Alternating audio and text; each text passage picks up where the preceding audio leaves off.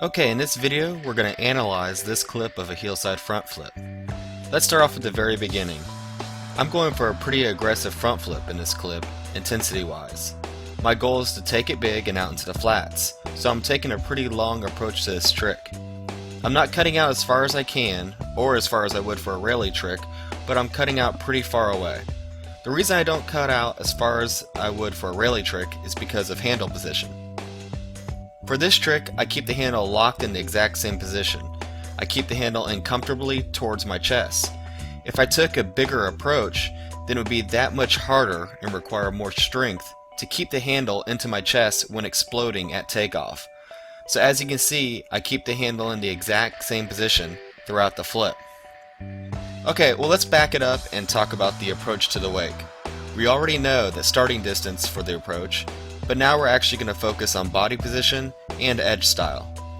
First off, you'll notice I'm in a very comfortable, knees bent riding position. As far as edge goes, I slowly let off my edge as I approach the wake. It is really important to note that I do not let off my edge completely like I would on a tantrum. I just come off my edge just a bit. The reason I do this is because it will lessen the pull of the rope at takeoff.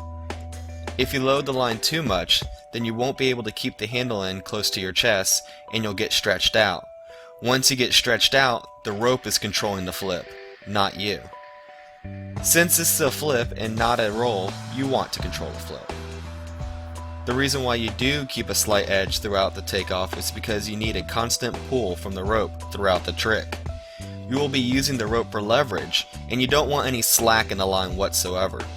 So as you can see, you don't come off your edge like you would on a trip flip tantrum, but you don't accelerate through the wake like a progressive back roll.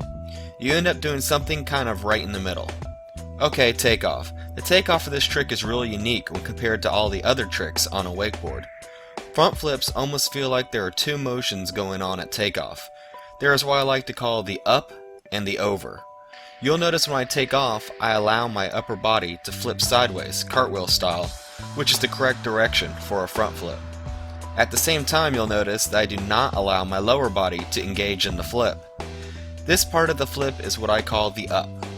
When you take off and you're on your way up into the air, you allow your lower body to ignore the fact that your upper body is beginning to flip. Instead, you allow your lower body to continue its natural flow like it would on a heelside wake jump. Since your upper body is flipping forward, your front knee should be bent in quite a bit. Once you get to the point where your upper body can't flip anymore without the cooperation of your lower body will automatically come along for the ride. This stage of the flip is what I like to call the over. An important thing to look at is that at takeoff, I am pushing off from only my back foot. The front flip completely slides up the wake and into position without pushing off at all. Really, that is the whole trick. The rest of the trick is just holding the position and rotation that you've set in the approach and first half of the trick. About 3/4 of the way through, you'll notice that I spot the landing. Also, you'll notice that when I land the trick, in this instance, I use two hands, which will give you a stronger landing. Letting go with your back hand at the 3/4 point when you spot your landing is optional and will allow you to use that free hand for balance instead of strength. It is really just a preference. So there it is, that's the heelside front flip.